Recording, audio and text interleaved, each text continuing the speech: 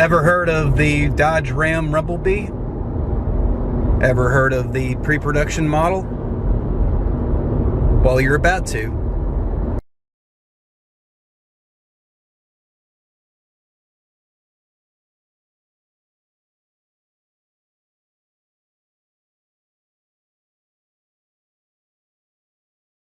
When Dodge brought the Hemi back in the mid-2000s in their Ram pickup models, the idea was to bring back 20th century muscle into hot 21st century Detroit iron. Well, they did that.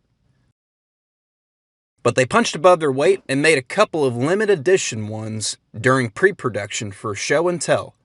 Mainly, the Ram Rumblebee 1500 SLT regular cab.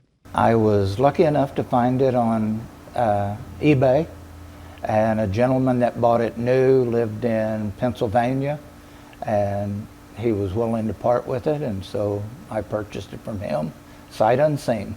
They made a 2004 two-wheel drive and a 2004 four-wheel drive pre-production. And this is the 4x4 model. It's very quick, running the 5.7 Hemi, 345 horsepower, and has a fairly low gear ratio. So it's very responsive and has the Hemi sound. So it's just, all in all, it's a fun truck to drive. According to Bob Cargile, this Rumblebee is one of the two pre-production models ever made, which was assembled in 2003. Make no mistake, the truck was built to be a show vehicle, and he's got the paperwork to prove it. Window sticker of the 2004 Dodge Rumblebee 4x4. You can see by that it says the window sticker is a 2005.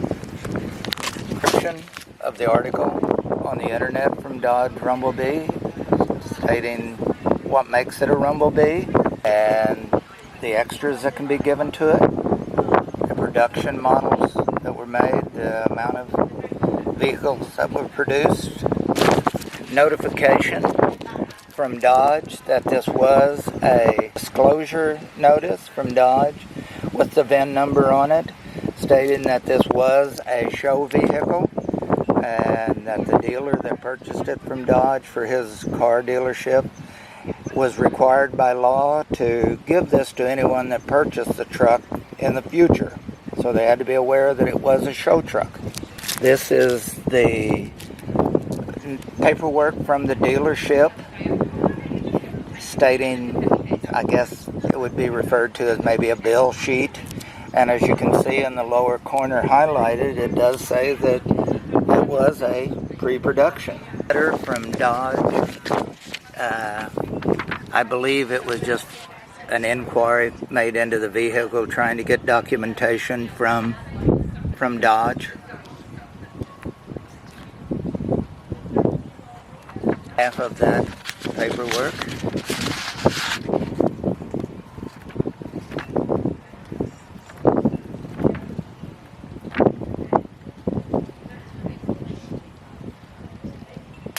And again, this vehicle was purchased from a site on eBay, so I think it's hopeful to people that are into cars that there's still bargains to be found on the internet, and that it's possible to stumble onto a really rare item.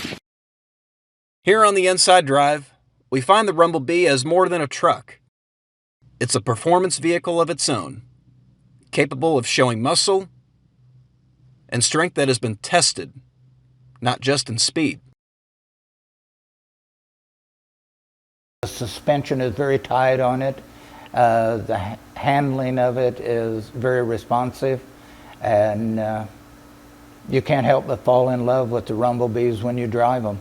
Most people they like the colors of it. It came in yellow and it came in black, and I prefer the yellow. The black, well, they made fewer of them, but they like the fact that it has a Hemi in it. And then when they read the cards and see that it is a pre-production model, because those don't hit the market very often, they're surprised at that, and a lot of them aren't even aware that they made pre-productions. If there was ever a big major car show you would like to take the Rumblebee to, what and where would that be? For example, Mopars with Big Daddy in Ocala, Florida. Yes, in fact, I was just reading about that the other day, and I would very much like to take it to there, because it gets better reaction from Mopar fans, because they seem better educated on what it is, and they appreciate it more. Since acquiring the ownership of the pre-production Rumblebee, its first car show you took it to was over in Immokalee, and it was a Mopar show. What was the name of it? I won Best of Show at the casino, Hard Rock Casino, and it was Mopar World, Hard Rock Casino, Immokalee. So it was kind of funny. I was late going to the show and getting there, and I drove it to 60 or 70 miles from my home to the show, and so it still had a little road grime on it, but I came in right as I was getting ready to judge the cars, slid into my spot, got out, tried to wipe it down the best I could, and still walked away with Best of Show. What year was this again? I think it was probably 2008, 2009. Which begs another question too, what the future holds for not just the company that makes the Ram, but as well as the muscle truck market in America. From your view, where do you see it going in the North American market? I think the high performance in the muscle trucks is a venue that hasn't fully been tapped yet. And there's so many people that's my age that some of them are lucky enough that they can afford to spend a little bit of money on a truck, and they want to relive their childhood, their teen years, and their early 20s, when everyone back then that I grew up with had a fast car. They were driving the Chevelles and the Cudas, and this just brings you back to a happier place in time. You can't drive this truck without feeling good. From the looks of it, it would be hard to imagine any young car enthusiast to not know or want to know what it feels like to drive a Ram Rumblebee, where looks and performance on this unit have aged like a fine wine. Performance that is borderline, flies like a butterfly and stings like a bee when it wants to.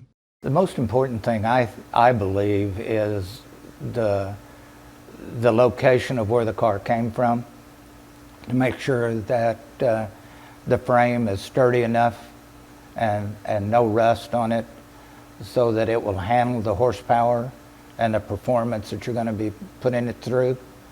And body putty and paint can conceal a lot of nightmares for you if you're not aware of what you're looking for and how to test for it, and educating yourself on the cars that have the history of problems. I drove the Rumblebee from Florida back to my home in Missouri, and I was pulling a 24-foot enclosed trailer with a Cadillac DeVille inside the trailer, and it was like the trailer wasn't even there. It performed very well. The Rumblebee is a throwback to arguably the greatest love affair of the American muscle car of all time, with 348 cubic inches of Hemi V8 to bring the sting to the big three. It kind of represents a whole new revision to performance trucks, not just for owners, but to American car companies like Dodge that built them. With times somewhat changing in the American auto industry, Ram currently finds themselves without the Hemi in their trucks. However, their CEO, Tim Kuniskis, made it clear that they're going to bring the Hemi back because getting rid of the Hemi was a bad idea, and they'll bring it back in the year 26.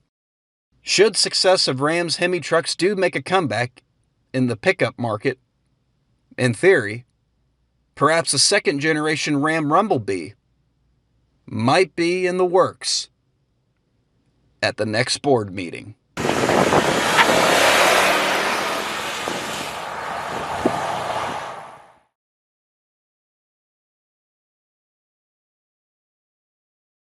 Keep your ride clean, your tank full, and your weekends free. Racers and rods, media and events.